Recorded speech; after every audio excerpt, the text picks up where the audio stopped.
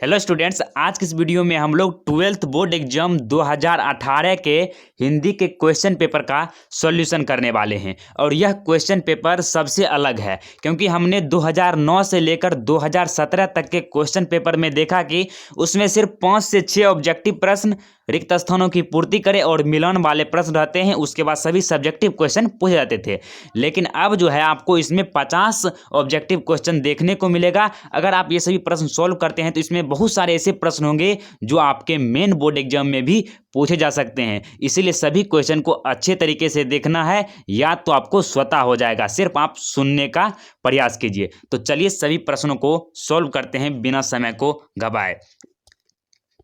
तो यहाँ पर आप देख सकते हैं कि सभी प्रश्न आपके सामने हैं। फर्स्ट क्वेश्चन क्या कह रहा है कि बालकृष्ण भट्ट किस काल के रचनाकार हैं? तो बालकृष्ण भट्ट आधुनिक काल के रचनाकार हैं। देखिए इसमें 4 ऑप्शन दिया गया, आदि काल, भक्ति काल और रीति काल। तो आपको आधुनिक काल ये सभी के बारे में हम आपको पहले बता चुके थे। अगले क्वेश्चन पेपर में प्रश्न था कि जो है ना हिंदी साहित्य के सभी कालखंडों का वर्णन करें, तो उसमें हम बताए थे। यहाँ पर भी थोड़ा सा जानकारी दे देते हैं कि जिस भी लेखक हो या कवि हो जिनका जन्म 19वीं शताब्दी के अंतर्गत आएगा 1900 ईस्वी में, तो वह आधुनिक काल के होंगे। और आदि काल हो जाते हैं 1050 से 1375 तक, और रीति काल उसके भक्ति काल उसके बाद आता है, उसके बाद रीति काल आता है, रीति काल के बाद अंत में आता है आधुनिक काल। तो ये सभी जानकारी बता चुके हैं कि रीति काल कब से स्टार्ट हुआ था। तो रीति काल जो है ना वह 1375 से 1700 ईस्वी तक हुआ था, और भक्ति काल 1050 से 1375 तक था। तो इस तरह से ईस्वी हम पहले बता चुके थे, उतना आपको ध्यान नहीं रखना है। जो भी लेखक 19वीं शताब्दी के अंतर्गत आएंगे वह आधुनिक काल के कवि होंगे। उसके बाद उसने कहा था किस वर्ष की रचना है? तो उसने कहा था यह 1915 वर्ष में इसकी रचना हुई थी। किसके द्वारा? तो चंद्रधर शर्मा गुलेरी के द्वारा हुआ था। और चंद्रधर शर्मा गुलेरी उसने कहा था चैप्टर के कहानीकार हैं, क्योंकि यह एक कहानी है। और जाके उसने 3 ही मात्र कहानी लिखे थे, इसे याद रखिएगा। 3 ही कहानी लिखे थे, एक सुखमय जीवन, एक बुद्धू का कांटा, जो 1911 ईस्वी में दोनों प्रकाशित हुआ था, सुखमय जीवन और बुद्धू का कांटा। लेकिन जो उसने कहा था कहानी था वह 1915 ईस्वी में प्रकाशित हुआ था। थोड़ा सा ज़्यादा समय ले रहे हैं आपको क्वेश्चन सॉल्व करने में, क्योंकि एक्स्ट्रा पॉइंट भी बता रहे हैं, ताकि अगर वो भी पॉइंट पूछा जाए तो आपको उसका भी आंसर दे देना है। फिर संपूर्ण क्रांति का नारा किसने दिया था? तो संपूर्ण क्रांति का नारा जयप्रकाश नारायण ने दिया था। और कब दिया था? तो 5 जून 1974 को। और यह एक ऐतिहासिक भाषण है जो 5 जून 1974 को पटना के गांधी मैदान में दिया गया था। ये डेट याद रखेगा क्योंकि ये बहुत बार पूछा गया है। 5 जून 1974 को संपूर्ण क्रांति का ऐतिहासिक भाषण जयप्रकाश नारायण के द्वारा पटना के गांधी मैदान में दिया गया था। उसके बाद है अर्धनारीश्वर किसकी रचना है? तो अर्धनारीश्वर रामधारी सिंह दिनकर की रचना है। फिर है रोज कहानी की नायिका कौन है? तो रोज कहानी की नायिका मालती है, और इसके पति का नाम भी बहुत बार पूछा गया है। तो इसके पति का नाम महेश्वर है। उसके बाद है 6 नंबर का प्रश्न कि एक लेख और एक पत्र के लेखक हैं। तो एक लेख और एक पत्र के लेखक भगत सिंह जी हैं। तो इसका राइट आंसर सी हो जाएगा, भगत सिंह। उसके बाद है इनमें से कौन सी रचना जगदीश चंद्र माथुर की है? तो बातचीत तो बालकृष्ण भट्ट का हो जाएगा। तिरिच उदय प्रकाश का। हंसते हुए मेरा अकेलापन या डायरी है जो मलियस जी का रचना है। और बाकी बचा ओसदा नीरा। तो ओसदा नीरा जो है वह जगदीश चंद्र माथुर की रचना है। फिर सिपाही की माँ के रचनाकार कौन है? तो सिपाही की माँ के रचनाकार मोहन राकेश जी हैं। तो इसका राइट आंसर डी हो जाएंगे। उसके बाद देखिए नेक्स्ट प्रश्न है जूठन क्या है? तो जूठन हम आपको बता चुके हैं कि जूठन एक आत्मकथा है। ये प्रश्न बहुत बार रिपीट हुआ है कि जूठन क्या है। तो यह एक आत्मकथा है जो ओम प्रकाश वाल्मीकि के द्वारा लिखा गया है। उसके बाद हंसते हुए मेरा अकेलापन किस विधा की रचना है? तो पहले ही बताए थे यह डायरी है जो मलियज के द्वारा लिखा गया था। फिर इनमें से प्रेम की पीर के कवि कौन है? तो प्रेम के पीर कवि मलिक मोहम्मद जैसी जी। करवक, इसका पहला ही अध्याय काव्य खंड का करवक। उसके बाद सूरदास किस भाषा के कवि हैं? ये मोस्ट वीवीआई प्रश्न है। सूरदास जो है वह ब्रज भाषा के कवि हैं। 3 था, एक मलिक मोहम्मद जैसी जो कि अवधी भाषा के थे, सूरदास ब्रज भाषा के थे, तुलसीदास ये भी अवधी भाषा के ही थे। फिर है तुलसीदास के बचपन का नाम क्या था? तो तुलसीदास के बचपन का नाम राम बोला था। फिर है नाभादास के दीक्षा गुरु कौन है? तो नाभादास के दीक्षा गुरु स्वामी अग्रदास हैं, जिसका नाम अग्र अली भी कभी कभी रहता है। तो इसका राइट आंसर बी होगा। फिर है भूषण को भूषण की उपाधि किसने दी थी? तो भूषण को भूषण की उपाधि जो है वह राजा रुद्र शाह ने दिया था। फिर है तुमुल कोलाहल कलह में किसकी रचना है? तो जयशंकर प्रसाद। और जयशंकर प्रसाद को ही छायावाद के प्रवर्तक माने जाते हैं, ये छायावादी युग के कवि थे। फिर पुत्र वियोग किसकी रचना है? तो पुत्र वियोग जो है वह किसकी रचना है? तो सुभद्रा कुमारी चौहान की रचना है। इसका राइट आंसर ए हो जाएगा। नेक्स्ट प्रश्न है 18 नंबर का प्रश्न है कि दूसरा सप्तक का प्रकाशन वर्ष है। तो दूसरा सप्तक जो है ना वह कब लिखा गया था?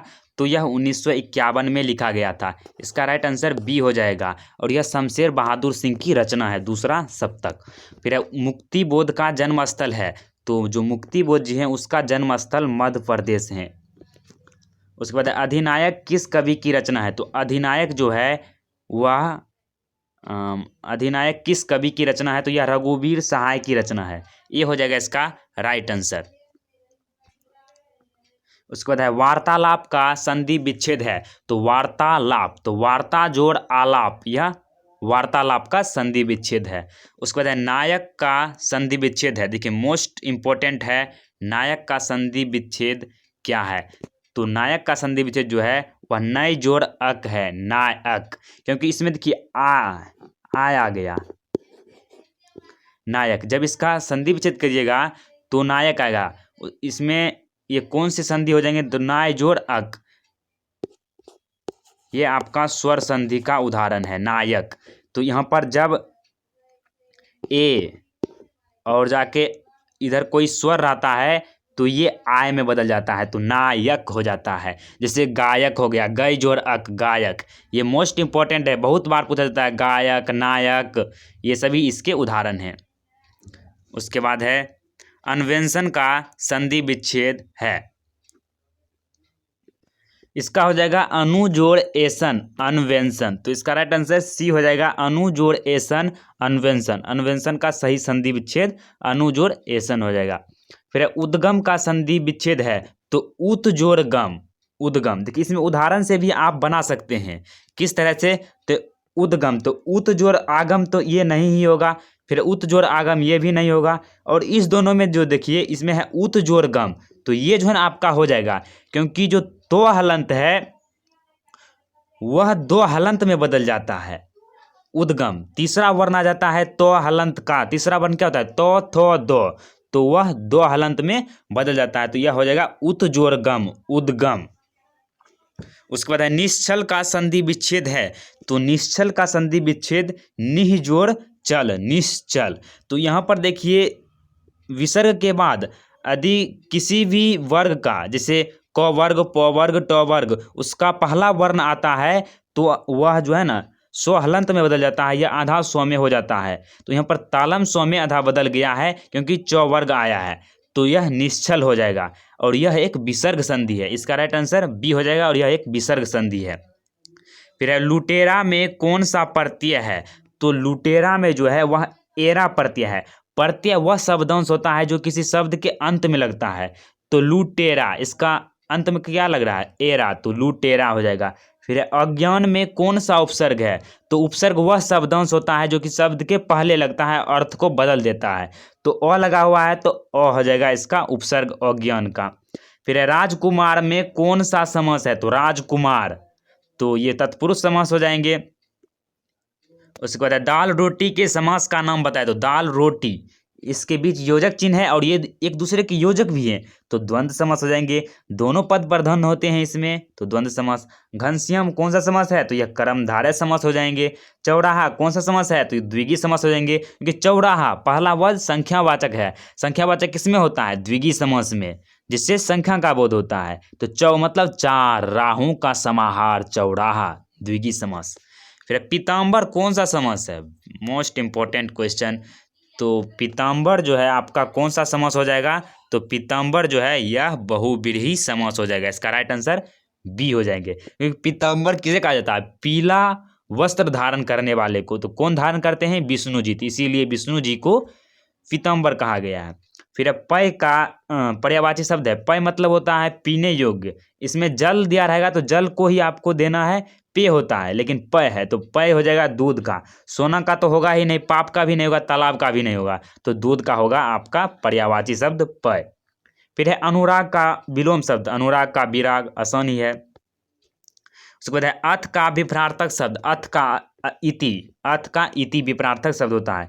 कृष्ण का विलोम होगा कृष्ण का शुक्ल। शुक्ल पक्ष, जैसे कृष्ण पक्ष शुक्ल पक्ष, तो इसका शुक्ल हो जाएगा। अस्थावर का विलोम है तो अस्थावर का विलोम जंगम होगा। उसके बाद देखिए नेक्स्ट प्रश्न है, नर का विपरार्थक शब्द है तो नर का विपरार्थक शब्द नारी। डी हो जाएगा इसका राइट आंसर। उसके बाद स्तुति का विलोम, स्तुति करना उल्टा क्या होगा? निंदा करना। संध्या का विलोम उल्टा, संध्या का प्रातः। फिर शिव का उपासक क्या कहलाता है? तो सेव कहलाता है। बी हो जाएगा इसका राइट आंसर। फिर अपने पैरों पर खड़ा होना मुहावरे का अर्थ है तो स्वावलंबी होना। फिर आसमान टूटना मुहावरे का अर्थ अचानक मुसीबत आ जाना। आसमान टूट गया अचानक, मतलब मुसीबत आ गया। फिर घाट घाट का पानी पीना, बहुत ही अच्छा एक मुहावरा है कि घाट घाट का पानी पीना, मतलब वह जो है ना हर घाट का, इस तरह से भी समझ सकते हैं कि वह हर घाट का पानी पिया है, मतलब सभी पानी को वह जानता है कि वह कैसा है।